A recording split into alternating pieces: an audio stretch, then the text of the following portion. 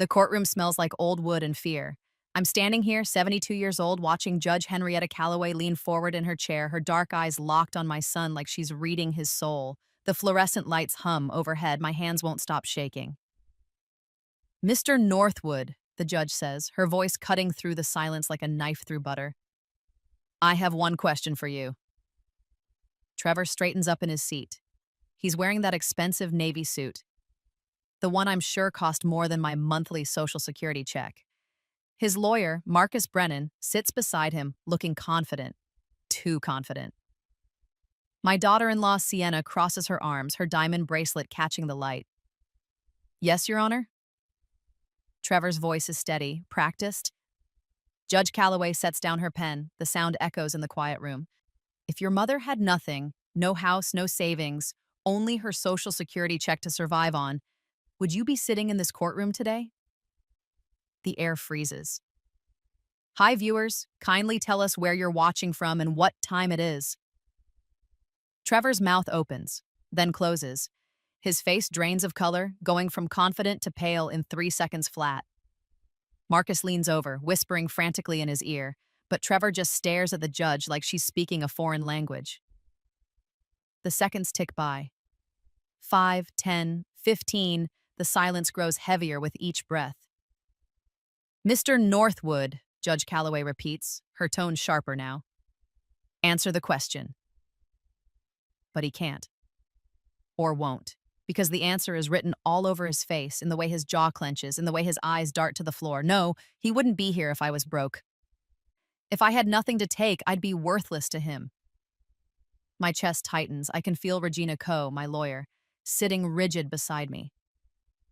The judge's eyes haven't left Trevor's face. She's waiting. We're all waiting. But the silence is the answer. The silence says everything. 3 months ago, I never imagined I'd be standing in a courtroom being sued by my own son for $400,000. 3 months ago, I still believed that the boy I raised, the one I worked 2 jobs for, the one I sacrificed everything for, still existed somewhere inside the man sitting across from me. But that morning in my kitchen changed everything. That morning, Trevor walked through my door with papers in his hand and greed in his heart, and the crack that had been forming in my chest for years finally split wide open. But to understand how a mother ends up here fighting her own child in court, you need to know where this nightmare began. The morning starts normal. I'm scrambling eggs when I hear Trevor's car pull into my driveway. It's a Tuesday. He never visits on Tuesdays. My kitchen window overlooks the front yard, and I watch him get out of his black Audi, briefcase in hand, walking like a man on a mission. Something in my stomach twists. I unlock the door before he knocks. Trevor, honey, this is a surprise. He kisses my cheek. Cold. Quick. Hey, Mom, got a minute? Of course. You want coffee? I'm already reaching for a mug. No thanks, this won't take long. He sits at my kitchen table, the same table where I helped him with algebra homework, where we ate spaghetti dinners for years because it was cheap and filling. He sets his briefcase down and pulls out a folder. I need to talk to you about something important. I sit across from him, wiping my hands on my apron. That's when I notice Sienna standing in the doorway. She didn't come in with him. She's just watching. Her arms are crossed, her face unreadable. Sienna, honey, come sit down, I say. She doesn't move.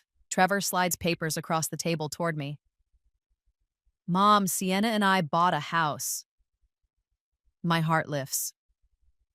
Oh, that's wonderful. Congratulations. It's a 4-bedroom in Maplewood Heights. Granite countertops, open concept, huge backyard for the kids. He's talking fast, not meeting my eyes. We closed last week. I look down at the papers, mortgage documents, monthly payment, $2,800. My throat goes dry. That's quite a payment, I say carefully. Yeah. Trevor leans back in his chair and something in his posture shifts, hardens. We stretched ourselves thin with the down payment. Credit cards maxed out. But it's worth it. The kids deserve a nice home. I nod slowly, waiting for him to get to the point. The air in my kitchen feels different, heavier. Here's the thing, Mom. He taps the papers. We need help with the mortgage. 2,800 a month. You've lived your life. You had your time. You own this house free and clear. Dad's life insurance paid it off years ago. You collect Social Security every month. You're comfortable. The word hangs in the air like smoke. Comfortable. You want me to help with your mortgage? My voice sounds far away. Not help, pay it. Trevor's eyes finally meet mine, and I don't recognize what I see there. You're our family. This is what family does. Your grandchildren need stability. They need a good school district. And honestly, Mom, what else are you spending your money on? You never go anywhere. You don't need much. The presumption of it steals my breath. I look at Sienna. She steps forward now, her voice dripping with fake sweetness. We're family, Clara. This is how families support each other. And let's be real, you've had your turn. You raised your kid. Now it's time for you to invest in the next generation, in your legacy. She gestures around my small kitchen. You're sitting on equity you don't even need. My hands start to shake. Memories flood in, working double shifts at the diner while Trevor slept, my feet swollen and bleeding in cheap shoe, cleaning offices at midnight so I could afford his school supplies, eating rice and beans for weeks so he could have a birthday party, wearing the same winter coat for a decade so he could have a laptop for college. I raised him alone after his father died. Raised him to be better than this. My voice cracks. I can't do that. Trevor's face darkens. Can't or won't? Both. The word comes out stronger than I expected. I stand up, my legs steadier than my heart. I will not pay for a house I didn't buy, for a lifestyle I didn't choose. You're a grown man with a good job. You need to live within your means. Within our means? Sienna's voice turned sharp. That's rich coming from your generation. You boomers bought houses for pennies and pulled the ladder up behind you. That we can't get ahead because you won't share. The rage that rises in me is hot and sudden. Share? I gave your husband everything. I have $89,000 in retirement savings that took me 40 years to build. I own this house because I sacrificed for it. And you want me to hand it over so you can have granite countertops? Trevor stands, his chair scraping against the floor. Mom, be reasonable. No. The word drops like a stone. Trevor stares at me. Sienna's eyes go cold. No, I repeat. I will not do this. I raised you better than this, Trevor. I taught you that love isn't transactional, that family doesn't keep score. You're choosing money over your family, Trevor says, his voice low and dangerous. I'm choosing my dignity over your entitlement. Trevor grabs his briefcase. Sienna's already heading for the door. He stops in the doorway, his back to me. Don't expect to see your grandchildren again, Mom. You made your choice. The door slams so hard my picture frames rattle. One falls off the wall. Trevor's college graduation photo, his arm around me, both of us smiling. The glass cracks down the middle, splitting us in two. I sink into my chair, staring at the mortgage papers still on my table. My hands won't stop shaking. I tell myself the worst is over, that he just needs time to cool down, that my son will come back to his senses. I'm wrong. 3 weeks pass like a funeral, long silence, suffocating. I call Trevor 6 times. Every call goes to voicemail. I text him, can we please talk about this? Read, no response. I text again, I love you, I miss the kids. Read, nothing. Every morning I wake up hoping today will be different. Every night I go to bed with my phone in my hand, waiting for it to ring. My friend Delilah from church stops by with casserole. You did the right thing, she says, squeezing my hand. That boy is out of line. But knowing you're right doesn't stop the hurt, doesn't fill the emptiness. I miss Felix's laugh. I miss little Zara's sticky hugs. I miss feeling like somebody's grandmother. On Felix's 7th birthday, I buy the remote control car he'd been wanting. Drive to their house in Maplewood Heights, a massive 2-story with a 3-car garage and a yard that could fit my entire house. I leave the present on their porch, carefully wrapped with a card that says, "Happy birthday, sweetheart. Grandma loves you." The next morning, it's on my porch, unopened, with a note taped to it in Sienna's handwriting. "We don't accept gifts from people who abandon family." I cry for 3 days straight, sit in my house with the curtains drawn, wondering how my life became this, wondering if I made the wrong choice, wondering if I should just give them the money to get my family back. On the fourth day, I wake up angry. Angry at myself for doubting. Angry at Trevor for making me feel guilty for having boundaries. Angry at the universe for turning my son into a stranger. I start going through old photo albums. Trevor as a baby, Trevor's first day of school, Trevor graduating high school, college, getting married. In every photo, I'm there, working, sacrificing, loving him with everything I had. I was a person before I was his mother. I had dreams, I had worth, and somewhere along the way, I forgot that. Let myself believe that my only value was what I could provide. Not anymore. I'm staring at a photo of Trevor's 8th birthday when my doorbell rings. My heart jumps. Maybe it's him. Maybe he's come to apologize. But when I open the door, there's just a man in a gray suit holding a manila envelope. "Clara Northwood?" "Yes?" "You've been served." He hands me the envelope and walks away. My hands shake as I tear it open. The words at the top blur, then focus. Trevor and Sienna Northwood versus Clara Northwood. Complaint for breach of verbal contract and elder financial abuse. They're suing me. For $400,000, Regina Ko's office smells like leather and coffee. She's a small Korean woman with sharp eyes and zero patience for nonsense. She reads through the lawsuit, her eyebrows climbing higher with each page. This is... She looks up at me. "This is one of the most audacious things I've ever seen. And I've seen a lot." I'm sitting across from her, numb. The words from the lawsuit keep echoing in my head. Verbal promise, implied support, withholding generational wealth. Elder financial abuse? They're claiming I'm abusing them by not giving them money. Can they win? My voice sounds small. Regina sets the papers down. "Not if I have anything to say about it.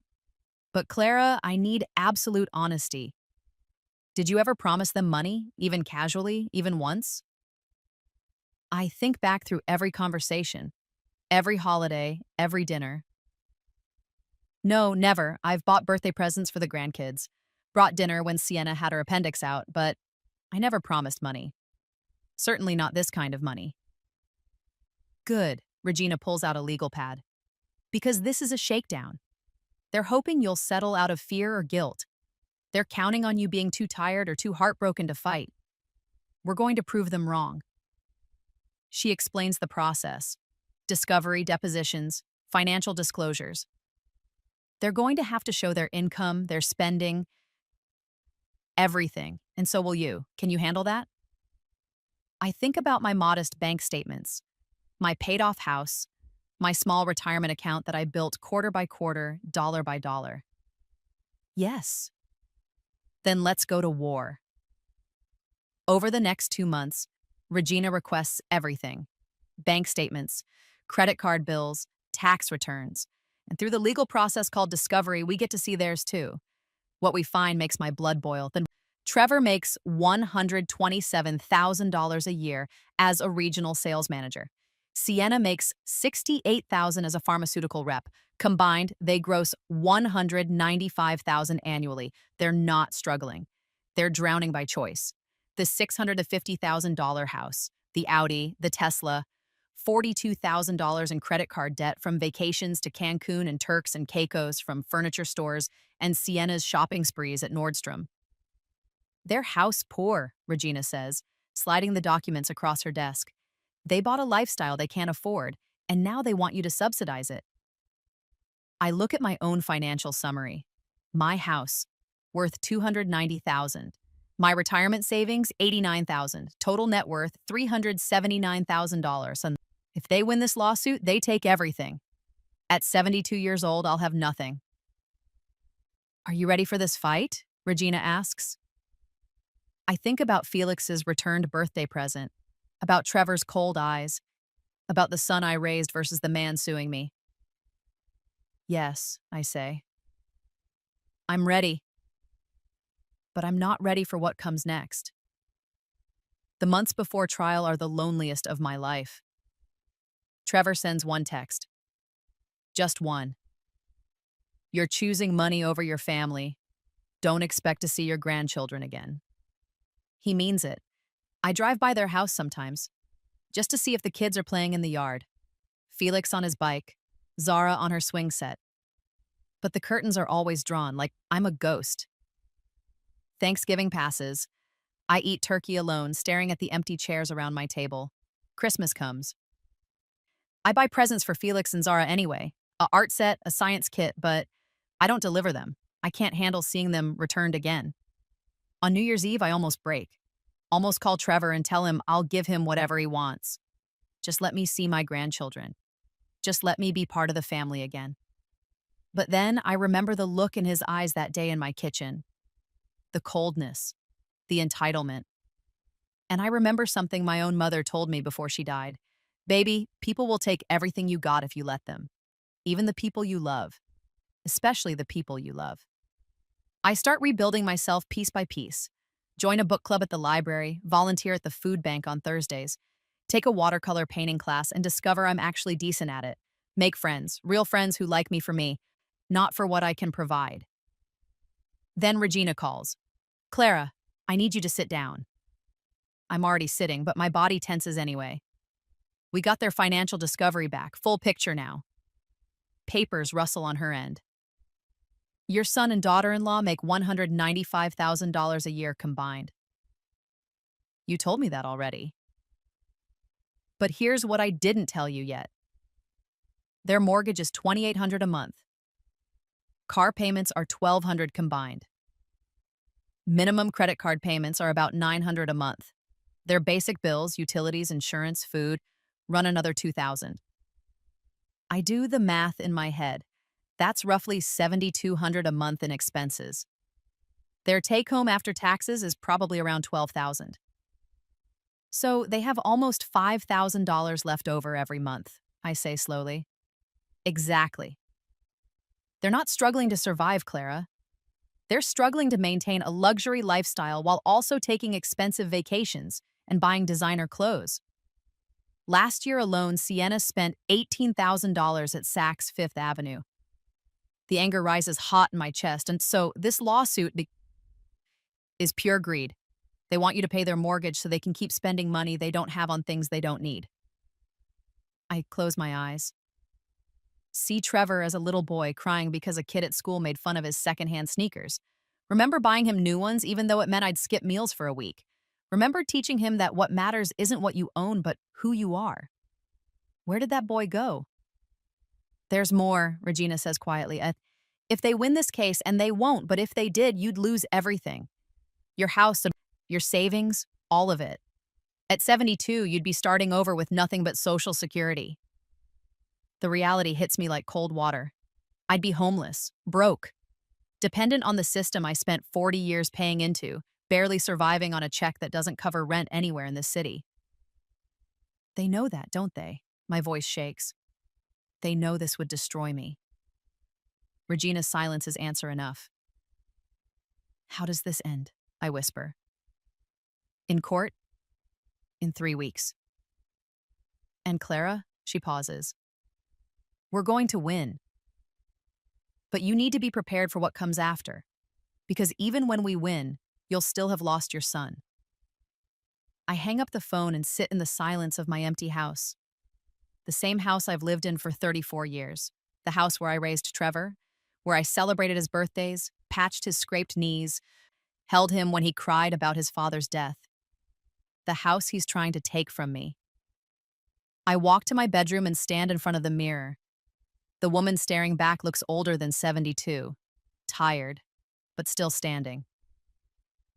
You can do this, I tell my reflection. You've survived worse. But have I? Have I ever faced something that hurt this much? 3 weeks until trial.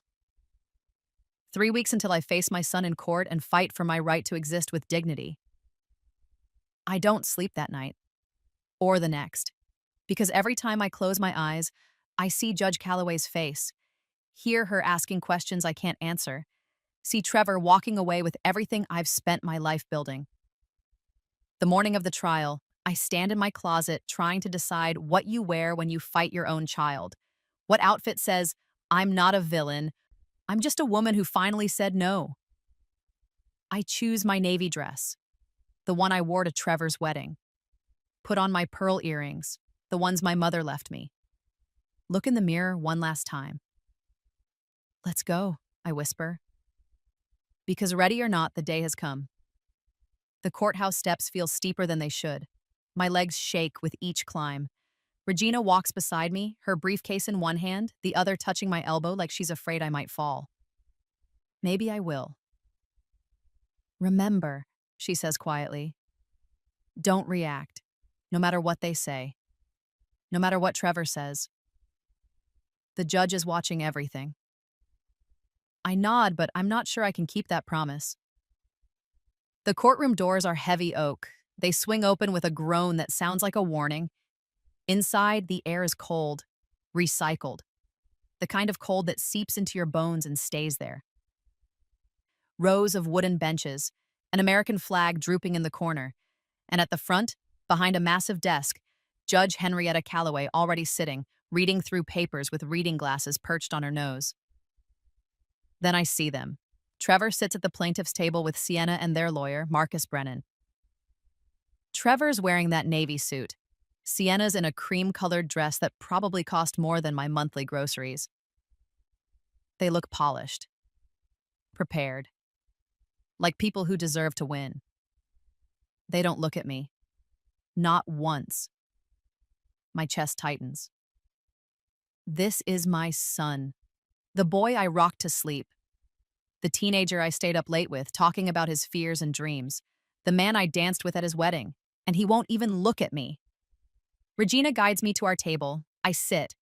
My hands won't stay still, so I fold them in my lap, squeezing until my knuckles turn white. All rise. Judge Calloway's bailiff, a broad-shouldered man with gray hair, announces the start. We stand. The judge looks up, surveys the room with eyes that miss nothing. Be seated. Her voice carries authority without being loud. We're here for Northwood versus Northwood, case number 2024 CV 8873. Mr. Brennan, you may proceed.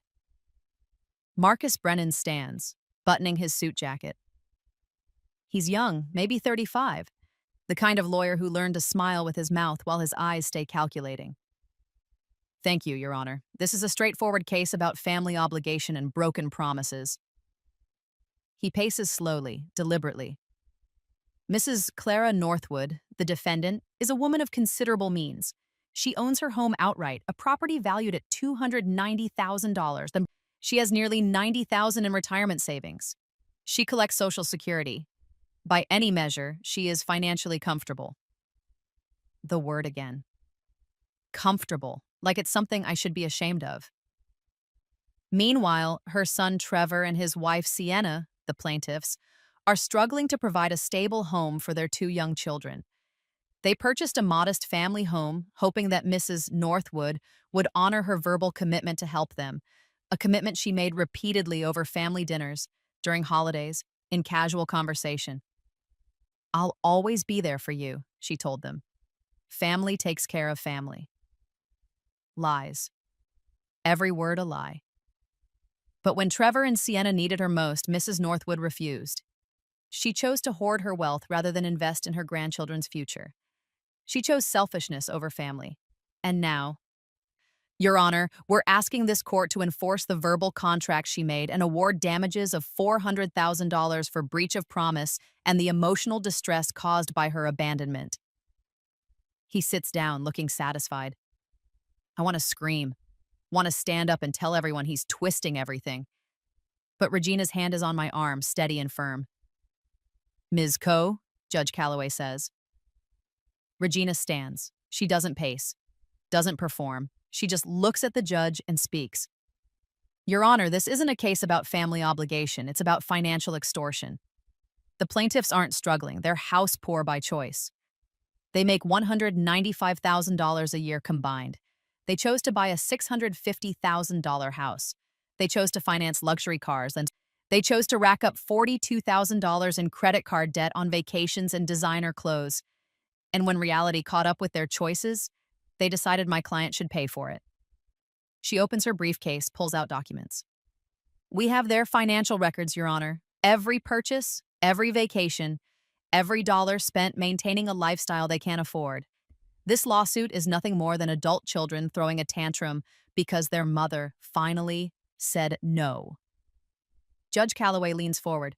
Mr. Brennan, do you have evidence of this verbal contract? Witnesses? Documentation? Anything beyond your client's testimony? Brennan stands again. Your Honor, verbal contracts are enforceable in this state. We have the testimony of both plaintiffs who will attest. So, no, the judge interrupts. No witnesses outside your clients.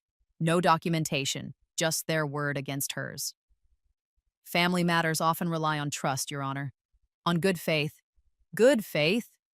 Judge Calloway removes her glasses. Counselor, I've read your filing. You're claiming elder financial abuse. Do you understand the seriousness of that allegation? Yes, Your Honor, and we stand by it. Mrs. Northwood is withholding generational wealth. Generational wealth? The judge's eyebrows rise. She worked as a waitress and a cleaning woman. She saved every penny. That's not generational wealth. That's survival money. The courtroom goes quiet. I can hear my own heartbeat pounding in my ears. This is it. This is where my entire life gets decided by strangers in a cold room. Judge Calloway puts her glasses back on. I want to hear from the plaintiffs. Mr. Northwood, take the stand. Trevor stands. He walks to the witness box like he's done this 1,000 times. Confident, sure. He places his hand on the Bible, swears to tell the truth, and sits. Marcus Brennan approaches. Mr. Northwood, can you describe your relationship with your mother? She raised me, Trevor says, his voice smooth. My dad died when I was 9. Mom worked hard. We didn't have much, but we had each other. She always told me family comes first, that we take care of our own. And did you believe her? Of course, that's how I was raised. Brennan nods. When you and your wife purchased your home, what did you expect from your mother? Support, like she'd always promised. She knew we were looking at houses. She knew our budget was tight. During Thanksgiving dinner last year, she said, I'll always be here for you kids, whatever you need. So when we found the perfect house for our children, I thought she'd help, like family does. My nails dig into my palms. That Thanksgiving dinner, I brought a pie. We talked about Felix's school play. I never said anything about money, never. And when you asked for help, Brennan continues, she refused, said no without even thinking about it. Like we were strangers asking for a handout instead of her own family. Trevor's voice cracks perfectly, practiced emotion. It broke my heart. My kids ask about Grandma, and I have to tell them she doesn't want to see them anymore. Objection, Regina stands. The plaintiff is testifying to conversations that aren't in evidence and misrepresenting. Sustain, Judge Calloway says. Mr. Northwood, stick to facts, not narrative. But the damage is done. Trevor's painted himself as the victim, the hurt son, the devoted father. And me, I'm the villain. Regina's turn for cross-examination. She approaches Trevor slowly. Mr. Northwood, you testified that you're struggling financially, is that correct? Yes. And yet you make $127,000 a year, correct? Trevor shifts. That's before taxes. And your wife makes $68,000. Combined, that's $195,000 annually, correct? Yes, but is that more than your mother ever made in her entire life? Silence. Mr. Northwood? I don't know what she made. Well, let me help you. Your mother's peak earning year was 1998, when she made $34,000 working 2 jobs. You make nearly 6 times what she made at her best. Does that sound like someone who's struggling? Trevor's jaw tightens. Cost of living is different now. Indeed it is. Which is why your mother, on Social Security, has to budget carefully. But you spent $18,000 at Saks Fifth Avenue last year. Another $12,000 on a vacation to Turks and Caicos. Your car payment alone is $600 a month. Are those the expenses of someone struggling? We have children. Yes, 2 children. Your mother raised you alone on a fraction of your income. She didn't have luxury cars or designer clothes. She had determination and sacrifice. And now you're asking a 72-year-old woman on fixed income to subsidize your lifestyle? It's not like that, Then what is it like, Mr. Northwood? Because from where I'm sitting, it looks like you bought a house you can't afford and expected your mother to pay for your poor planning. Objection! Brennan is on his feet. Argumentative. Withdrawn, Regina says, returning to our table. No further questions. Trevor looks rattled as he steps down. Good. Sienna takes the stand next. She's less composed, more defensive. Mrs. Northwood owes us, she says when Brennan asks why they filed suit. She's sitting on all that money, doing nothing with it. We're her legacy, her grandchildren. If she really loved them, she'd invest in their future. Regina's cross-examination is brutal. Mrs. Northwood, you're aware that financial elder abuse is a serious crime? Yes. And you're aware that you're accusing a 72-year-old woman of abuse for not giving you money? She's protecting her retirement. The money she spent 40 years saving. How is that abuse? Sienna's face flushes. It's selfish. Selfish to want to survive? To have security in old age? She has more than enough. More than enough according to whom? You? A woman who spent $42,000 on credit cards last year. Regina pulls out a statement. This is from Nordstrom, $11,000 in 6 months. That's more than Clara's entire monthly budget. Who's really being selfish here? Sienna's mouth opens and closes. She has no answer. When both sides rest, Judge Calloway takes a long moment, shuffles papers. Looks from Trevor to me, then back again. I've heard enough, she says. But before I rule, I have one question. The courtroom holds its breath. Judge Calloway removes her glasses and looks directly at my son. Mr. Northwood. Her voice cuts through the silence like thunder. I have one question for you. Trevor straightens, trying to look confident. But I can see the tension in his shoulders, the way his hands grip the table. Yes, Your Honor? The judge leans forward. If your mother had nothing, no house, no savings, just her Social Security check to survive on, would you be sitting in this courtroom today? Time stops. The question hangs in the air like smoke, heavy, suffocating, exposing. Trevor's face goes through a series of changes. Confusion, understanding, panic. His mouth opens, nothing comes out. Marcus Brennan leans over, whispering frantically, but Trevor just stares at the judge like she's speaking in tongues. 5 seconds pass, then 10. The silence grows teeth. Mr. Northwood, Judge Calloway repeats, her voice sharper now. Answer the question. If your mother was broke, would you be here? Trevor's hands start to shake. That's not... The situation is, it's a yes or no question. Your Honor, I don't think that's relevant. Brennan tries to interject. Counselor, I didn't ask you. Mr. Northwood? More silence. Trevor looks at Sienna. She won't meet his eyes. He looks at his lawyer. Brennan's jaw is tight.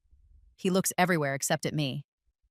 And in that silence, the truth screams louder than any words could. No, he wouldn't be here. If I had nothing to take, I'd be invisible to him. Worthless. My chest cracks open. Not from surprise, but from confirmation. I already knew. Deep down, I knew.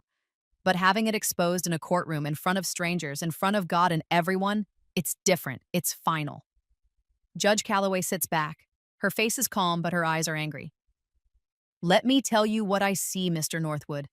I see a man who makes nearly $200,000 a year with his wife. I see someone who bought a house he can't afford, lives a lifestyle he can't sustain, and decided his elderly mother should fund it. I see financial records showing vacations, luxury purchases, and credit card debt that would make most people blush. And then I see a lawsuit accusing a 72-year-old woman of elder abuse because she said no. She picks up her gavel. This case is dismissed, with prejudice. You will not refile.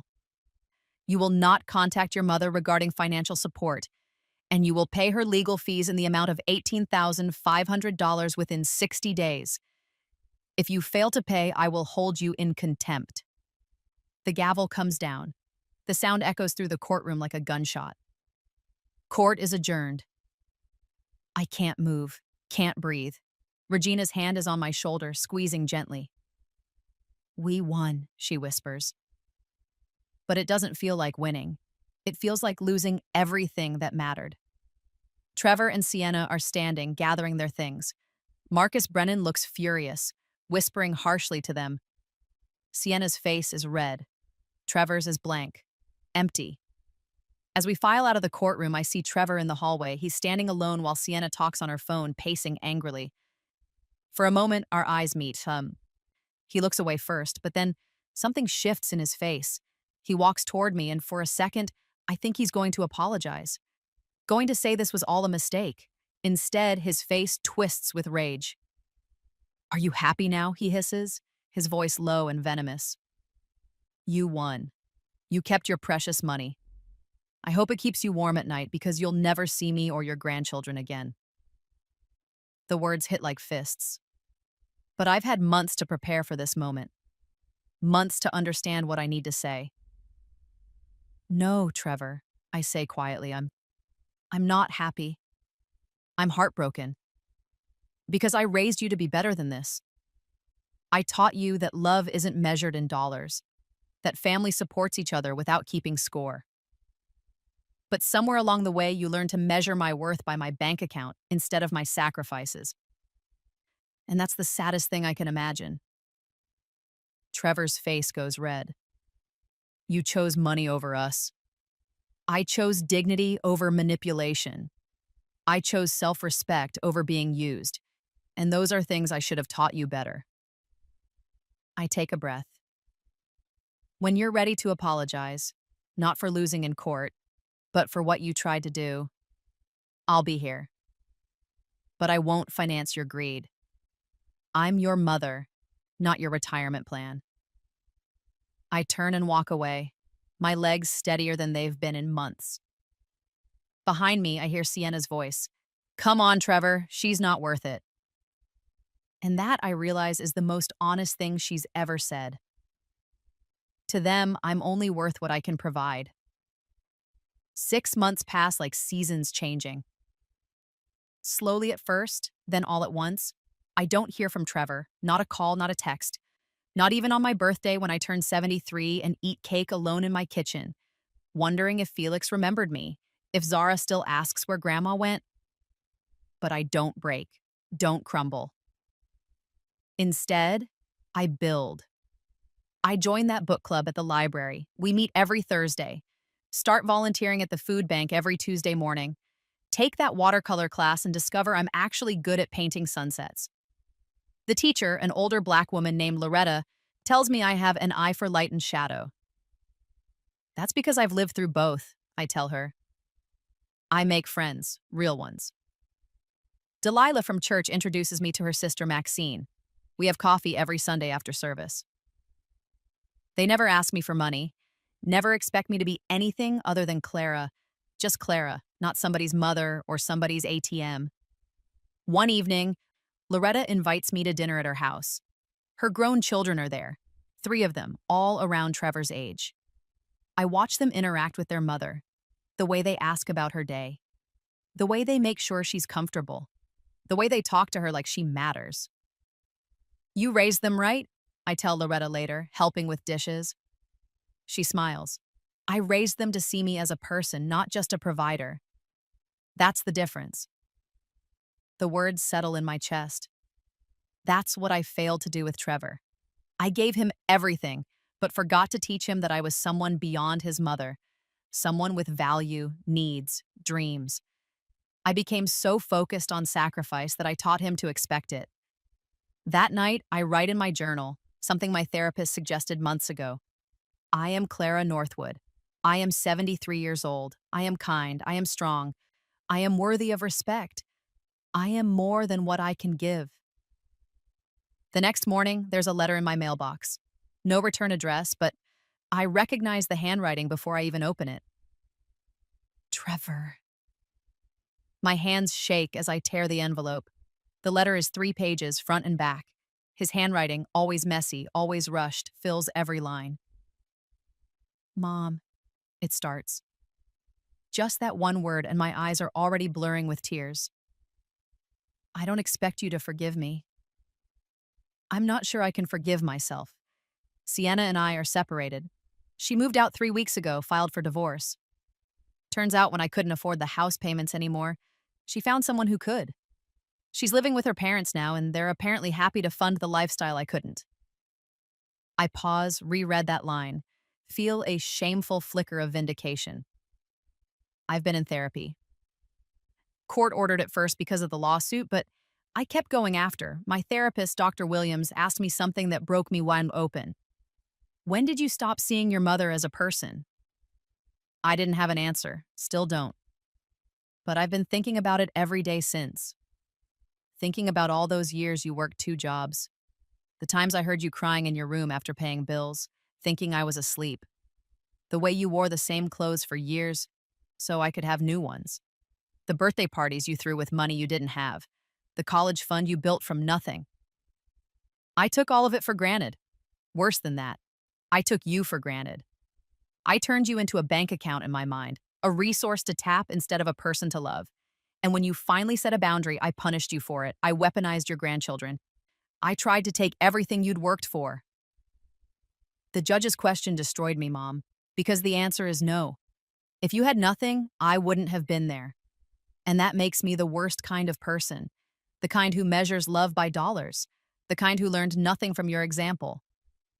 I'm not asking for anything, not forgiveness, not another chance. I just needed you to know that I see it now. I see what I did. I see who I became. And I hate it. Felix asks about you. I told him the truth, that Grandma and I had a fight, and it was my fault. He made me a card to give you. I'm including it here. No pressure, no expectations, just a 7-year-old who misses his grandmother. If you're willing, someday, I'd like to introduce Felix and Zara to their grandmother again. Not because you have anything to give us, Atama, but because they deserve to know the woman who taught me, before I forgot, what real strength looks like. I love you, Mom. I'm sorry.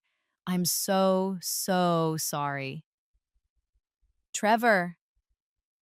Tucked inside the letter is a crayon drawing, a stick figure labeled Grandma holding hands with 2 smaller stick figures labeled me and Zara. Above them in Felix's uneven handwriting, I miss you. I read the letter 3 times. Each time I cry harder. Then I pick up my phone and dial Trevor's number. It rings 4 times. I'm about to hang up when he answers. Hello? His voice is uncertain, fragile. Nothing like the confident man who sued me. Trevor, I say. It's Mom. Silence. Then a sound like a sob being swallowed. I got your letter. Mom, Let me talk first. I close my eyes, gathering strength. What you did hurt me more than anything in my life. More than losing your father, more than every sacrifice I ever made. You tried to take my security, my home, my dignity. You used my grandchildren as weapons. You looked at me and saw dollar signs instead of the woman who gave you life. I know, but I continue. I also see that you're trying, that you're in therapy, that you're taking responsibility. And that matters. It doesn't erase what happened, but it matters. I hear him breathing on the other end, shaky, waiting. I'm willing to talk, to rebuild, but slowly, Trevor, with boundaries, with respect. I'm not a piggy bank. I'm not your retirement plan. I'm your mother, and I deserve to be treated like a human being. Yes, he says quickly, yes, whatever you need, whatever timeline. I just want a chance. Then let's start with coffee. Just you and me. Next Saturday at the cafe on Maple Street. 10 o'clock. We'll talk, really talk. I'll be there. His voice cracks. Beta. Thank you, Mom. Thank you. After we hang up, I sit with the phone in my lap, staring at Felix's drawing, the little stick figures holding hands. Maybe this is what grace looks like. Not excusing, not forgetting, but giving someone who's truly changed a chance to prove it. Saturday morning comes bright and clear. I arrive at the cafe 10 minutes early, order chamomile tea, and sit by the window watching people pass. My hands are steady, my heart is calm. 6 months ago, I would have been a wreck, but I've learned something in these months alone. I'm complete without Trevor's approval. His presence in my life is a gift, not a requirement for my worth. At exactly 10 o'clock, Trevor walks in. He looks different, thinner. His hair needs cutting. The expensive suit is gone, replaced with jeans and a plain sweater. He sees me and stops, like he's not sure he's allowed to approach. I wave him over. He sits carefully, like the chair might break. Hi, Mom. Hi, sweetheart. For a moment, we just look at each other. Really look. Not as adversaries in a courtroom, but as two people who share blood and history and complicated love.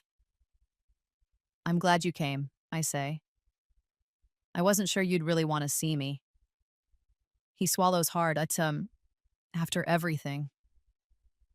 I wasn't sure either, but I read your letter multiple times. And I decided that if you're genuinely trying to change, I want to witness that. Because that's what mothers do. We show up, even when it's hard. Trevor's eyes fill with tears. I don't deserve, you're right, you don't. But love isn't always about deserving. Sometimes it's about choosing. And I'm choosing to give you a chance. One chance, Trevor. Don't waste it. We talk for 2 hours, really talk. He tells me about therapy, about the things he's learning about himself, about how Sienna's departure was actually a relief because he realized they'd built a marriage on materialism instead of love, about how he's downsizing, selling the big house, moving to a smaller place he can actually afford, about how he's teaching Felix and Zara that what matters isn't what you own, but who you are. I want them to know you, he says. The real you. The woman who worked 2 jobs and never complained, who sacrificed everything for me. I want them to learn from you what I forgot, that dignity and self-respect are worth more than any house or car or bank account. I reach across the table and take his hand. It's the first time I've touched my son in 7 months. Then let's start slow. Maybe next weekend we can all have lunch at the park, just an hour or 2. Let me see how Felix and Zara are doing. They'd love that. Trevor squeezes my hand. Mom, I know I can't undo what I did. But I promise you I'm going to spend the rest of my life proving I learned from it. That's all I ask. We stand to leave and Trevor hugs me, really hugs me. Not the obligatory holiday hug or the quick goodbye hug. A real embrace that says, I'm sorry, and I love you, and I see you now. Walking to my car, I feel something I haven't felt in months. Hope. Not the naive hope that everything will be perfect, but the realistic hope that healing is possible when someone genuinely wants to change. The next Saturday, I meet Trevor, Felix, and Zara at the park. Felix runs to me yelling, Grandma! And throws his arms around my waist. Zara, more cautious, hangs back until I kneel down and open my arms. Then she comes, burying her face in my shoulder. I missed you, she whispers. I missed you too, baby girl. We spend the afternoon playing on the swings, feeding ducks, talking about school and friends and the things kids care about. Trevor watches from a bench, and I catch him wiping his eyes more than once. This isn't a fairy tale ending. There's still hurt, still healing to do, still boundaries to maintain, but it's a beginning, a real one. As I drive home that evening, I think about everything that happened. The betrayal, the lawsuit, the months of loneliness, the choice to stand firm even when it hurt. And I realize something. I don't regret saying no, not for a second. Because saying no to Trevor's demand wasn't about the money. It was about teaching him and myself a lesson that took me 73 years to learn. Your worth as a person is never defined by what you can give others. It's defined by who you are when you stop giving things away and start giving yourself the respect you deserve. I am Clara Northwood. I raised a son who lost his way and found it again. I survived being sued by my own child. I rebuilt my life from scratch at 73. I learned that setting boundaries isn't selfish, it's survival. And I'm still here, still standing, still worthy of love and respect. If there's anyone watching this who's going through something similar, maybe your kids are demanding money you don't have, maybe your family treats you like an ATM, maybe you've forgotten that you're a person with value beyond what you provide, please hear this. You have the right to say no. You have the right to protect yourself. You have the right to dignity and security in your old age. Love should never cost you your self-respect. Family should never demand your destruction as proof of your devotion. And if you've enjoyed this story and want to be part of a community that supports these powerful messages, I invite you to join our exclusive membership family. You'll get early access to stories before anyone else sees them, bonus behind-the-scenes content, exclusive episodes, and the chance to suggest future stories that need to be told. You're not just subscribing, you're joining a movement of people who believe these stories matter and supporting our mission to keep telling them. To everyone facing impossible choices, remember, the greatest gift you can give your children isn't your money. It's teaching them that dignity, boundaries, and self-respect are worth more than any inheritance. Stand firm, stand proud, stand in your worth. If this story moved you, hit that subscribe button and turn on notifications so you don't miss our next powerful story. Drop a comment below sharing your thoughts or your own experiences. Your story might inspire someone else who needs to hear it. Share this with someone who needs the reminder that they matter. Until next time, stay strong, stay worthy, sons. And remember, you are enough exactly as you are.